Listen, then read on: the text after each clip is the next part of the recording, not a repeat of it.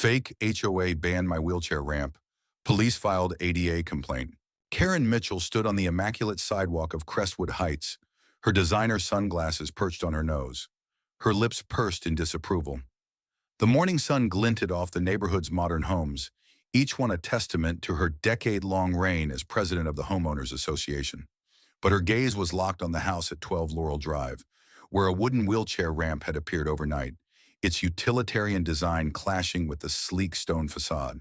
To Karen, it was a travesty, a blemish on the pristine image she'd cultivated for Crestwood. "Who approved this eyesore?" she muttered, tapping her pen against her clipboard. The new resident, Emily Harper, had moved in a week ago, and Karen already had her suspicions.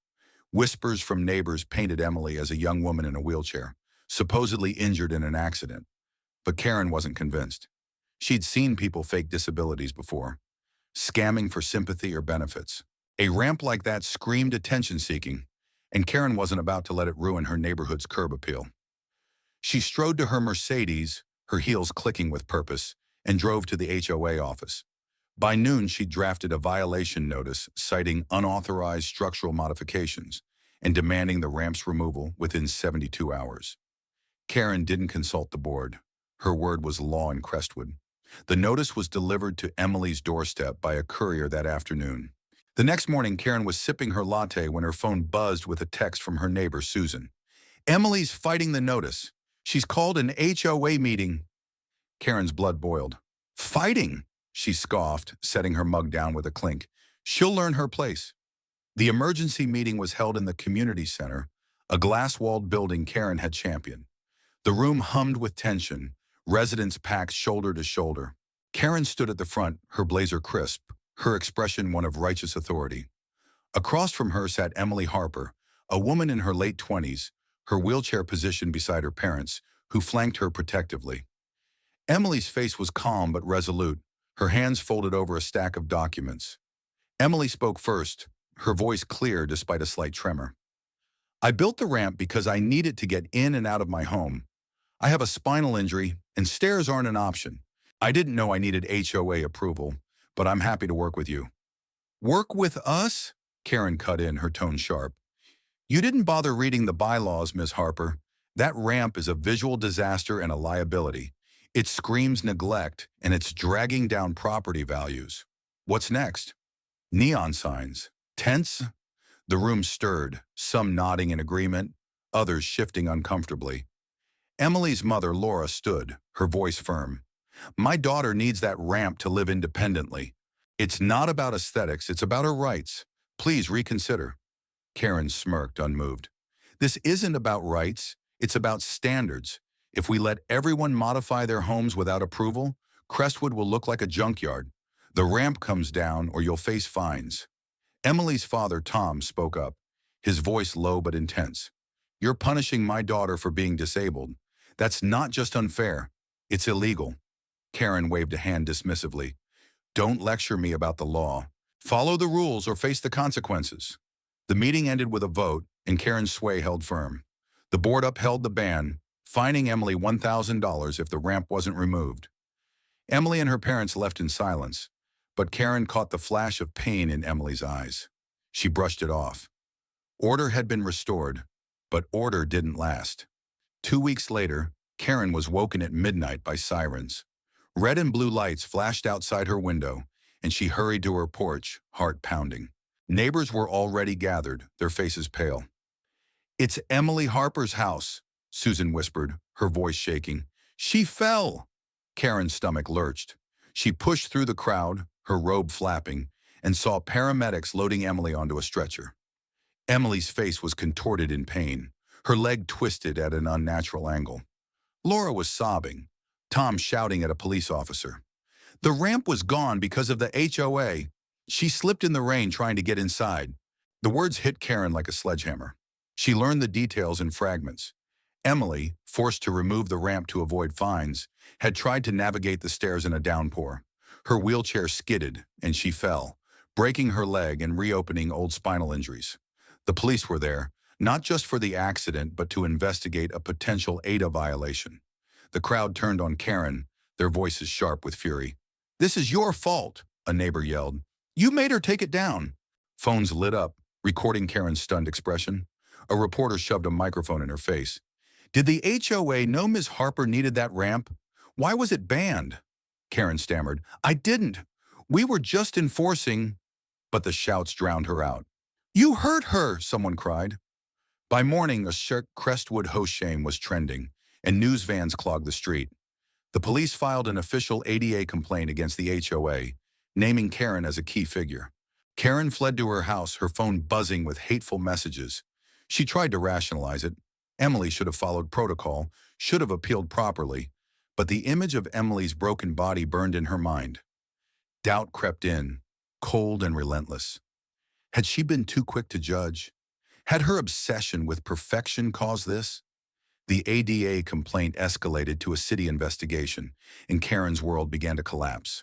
Karen Mitchell sat in her dimly lit home office, the blinds drawn against the glare of news vans parked outside. Her phone vibrated relentlessly, each notification a new dagger. Posts branding her a heartless elitist, emails demanding her resignation, even a voicemail from a neighbor calling her a monster. The ADA complaint filed by the police had ignited a firestorm, and Karen was at its center. She wanted to scream that it wasn't her fault. Emily Harper should have followed the rules, should have submitted a proper request, but the memory of Emily's crumpled body on that stretcher silenced her defenses.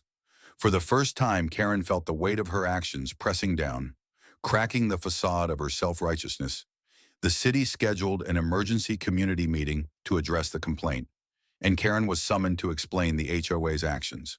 Her lawyer, a sharp woman named Diane, urged her to stick to the bylaws, to frame the decision as a procedural necessity.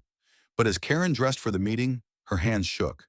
The mirror reflected a woman she barely recognized, haggard, hollow-eyed, stripped of the confidence that had once defined her. She'd always seen herself as Crestwood's guardian, but now she wondered if she'd been its tyrant. The community center was packed, the air thick with anger and anticipation. Reporters lined the back, cameras rolling. Karen took her place at the podium, her notes trembling in her hands. Across the room sat Emily Harper, now in a hospital-issued wheelchair, her leg in a cast, her parents flanking her like sentinels. Emily's face was pale but defiant, her eyes locked on Karen with a quiet strength that made Karen's stomach churn. A police officer, Lieutenant Carla Evans, opened the meeting, her voice steady but laced with indignation. The Crestwood HOA's decision to ban Emily Harper's wheelchair ramp violated the Americans with Disabilities Act, she said, holding up the complaint. Ms. Harper suffered serious injuries because she was denied safe access to her home. This isn't just a policy failure, it's a human rights issue, and we're pursuing full accountability. The crowd erupted, shouts of, "Justice for Emily and shame on the HOA," echoing through the hall. Karen gripped the podium, her knuckles white, as Lieutenant Evans continued. Ms. Mitchell, as HOA president, you spearheaded this decision. Your actions endangered a resident and disgraced this community. We expect answers. Karen's lawyer whispered for her to stay calm, but the room's hostility was suffocating. She opened her mouth to recite her prepared statement about bylaws, aesthetics, procedure, but the words caught in her throat. Emily's gaze burned into her, and the memory of that rainy night, the sirens, the stretcher, flooded back. Karen's voice broke as she spoke. I thought I was protecting Crestwood's standards, she said, her eyes dropping. I didn't understand what the ramp meant to Emily. I was wrong, and I'm sorry. The admission stunned the room. Whispers rippled through the crowd, some scoffing, others murmuring in surprise. Diane hissed, "Stick to the script." But Karen couldn't. I didn't listen, she continued, tears well alloy. I judged Emily without knowing her, and she paid the price. I don't know how to fix this, but I want to try. Emily's mother, Laura, stood, her voice trembling with anger. Your apology doesn't undo my daughter's pain, she said. She's facing months of recovery because you decided her needs didn't matter. You didn't even ask if she was telling the truth about her disability. You assumed the worst.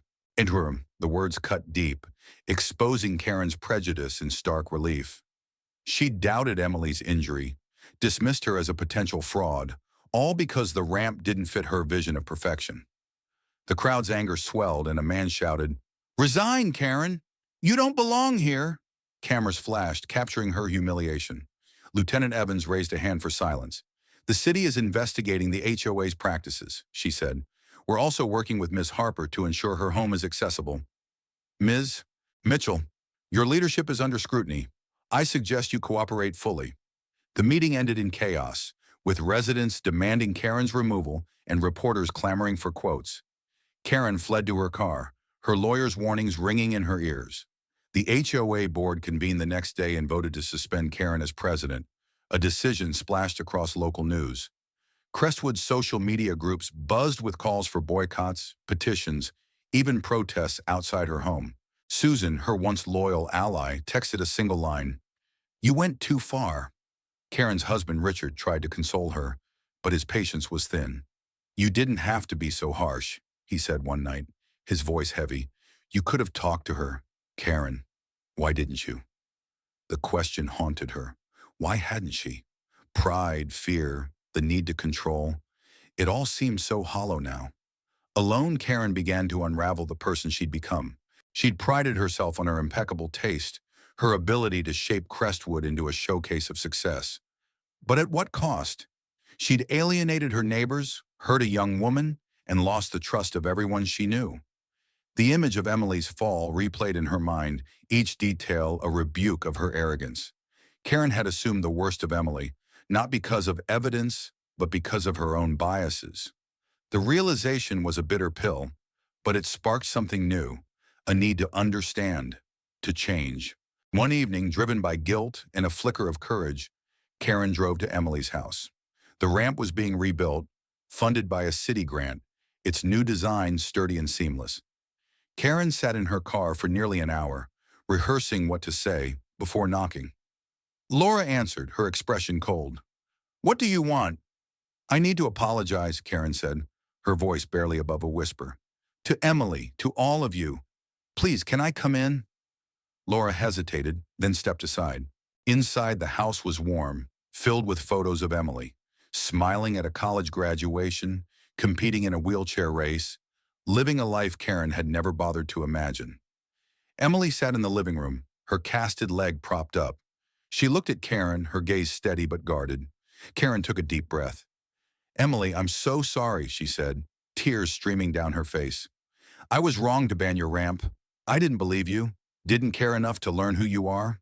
I caused your pain, and I'll carry that guilt forever. I want to make things right if you'll let me." Emily's eyes softened, but her voice was firm.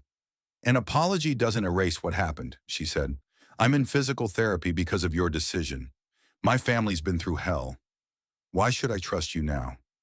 Karen's heart sank, but she nodded. "You shouldn't, not yet. But I'm here to start, to listen, to learn, whatever it takes." True. The room was silent, the weight of Karen's words hanging heavy.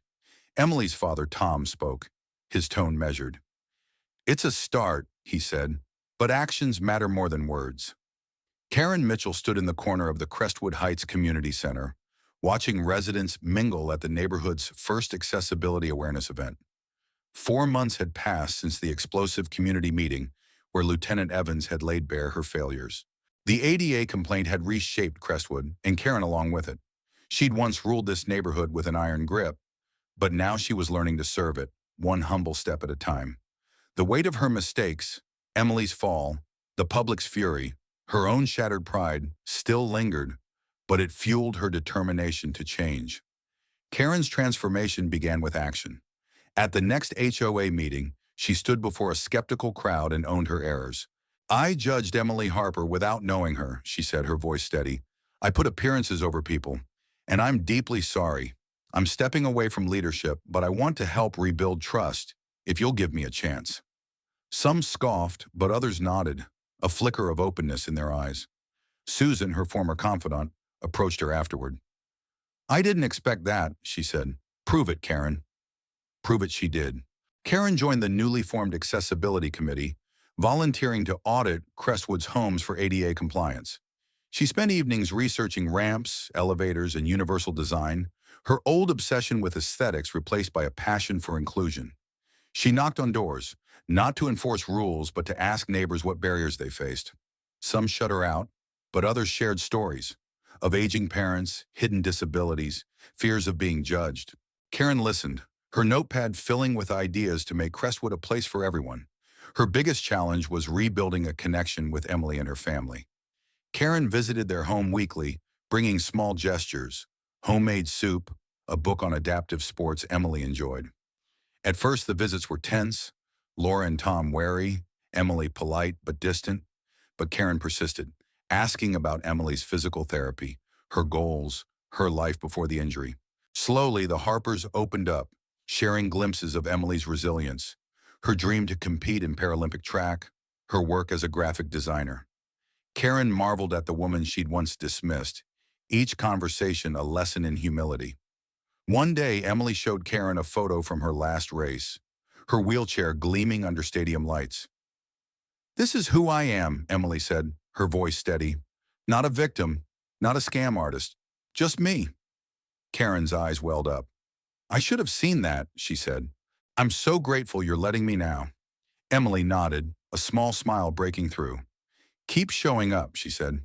"That's what matters." Inspired, Karen proposed the Accessibility Awareness event, partnering with the city and local disability advocates.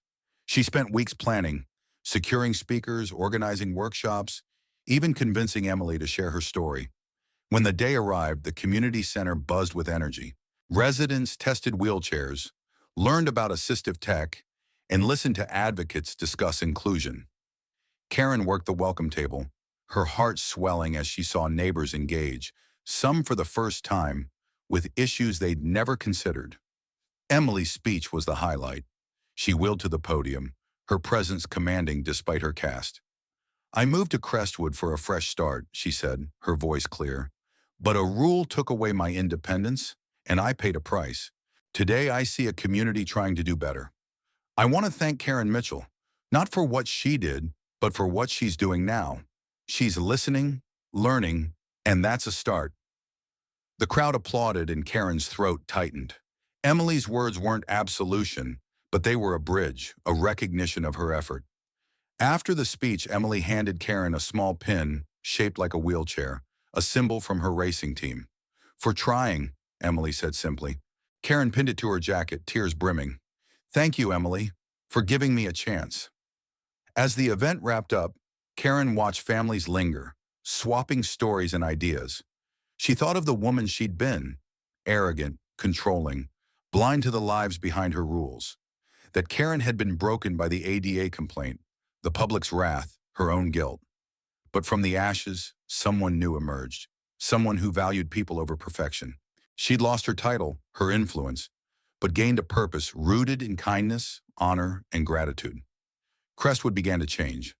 The HOA adopted new policies, mandating accessibility reviews for all modifications, and creating a fund for residents needing ramps or lifts. Emily's ramp became a model, its sleek design blending with her home's aesthetic, a quiet victory. Neighbors greeted Karen again, some thanking her for the event. Richard, her husband, noticed the shift. "You're different," he said one night, smiling. "You're finally seeing what matters." Karen's journey wasn't over. She enrolled in an online course on disability rights, determined to advocate beyond Crestwood. She spoke at a city council meeting, urging stronger ADA enforcement, her voice no longer laced with pride but with conviction. The Harpers invited her to Emily's first physical therapy session postcast, a milestone Karen celebrated quietly, cheering as Emily took tentative steps with a walker. One evening, Karen wrote a letter to Crestwood, posted on the community forum. "I was wrong about Emily Harper and about what makes a neighborhood strong," she wrote. "It's not about flawless lawns or uniform homes. It's about ensuring everyone belongs. I'm grateful for second chances and will keep working to earn yours. Shikshuro." The letter sparked dialogue, with neighbors sharing their own lessons, their hopes for Crestwood. Karen responded to each, her heart lighter with every exchange. 6 months later, Crestwood held a community picnic. Karen hesitated to attend, unsure of her place, but Emily insisted. "You helped make this happen," she said. At the picnic, Karen watched Emily race kids in her wheelchair, laughter echoing. When Emily won, she waved to Karen, who clapped, her chest warm with pride, not for herself, but for the community she was part of. As dusk fell, Karen walked home, the wheelchair pin glinting on her jacket. Emily's ramp stood proud at 12 Laurel Drive, a symbol of resilience and change.